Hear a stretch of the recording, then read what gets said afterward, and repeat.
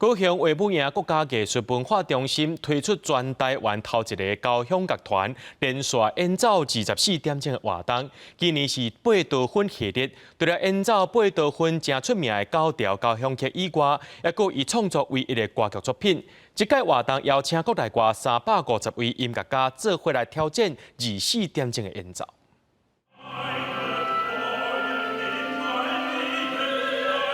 互人合作乐声的贝多芬，毋但创作侪交响乐甲钢琴的演奏曲，这条《费德里奥》第16条终曲，也是伊唯一歌剧作品。维武营国家艺术文化中心是全台头一个举办24点钟音乐马拉松的活动。今年第3年的主题是贝多芬，毋但为听众演奏贝多芬创作9条的交响曲，搁伫演出真正美用音乐会形式来演奏贝多芬唯一的歌剧作品。这个24个小时都要呈现给大家。我们有大型的交响乐，我们也有少数人的室内乐，那另外还有独奏的曲子。我们在这场音乐会要演出贝多芬的歌剧《费代里欧》，那这出歌剧也是贝多芬唯一一个完成的这个歌剧。这届拢总有350位音乐家做伙演出，拄好今年是第9号交响曲200周年，为着要互听众更较熟悉贝多芬，现场有一个装置叫做 AI 贝多芬，民众会使问伊有关贝多芬的任何代志，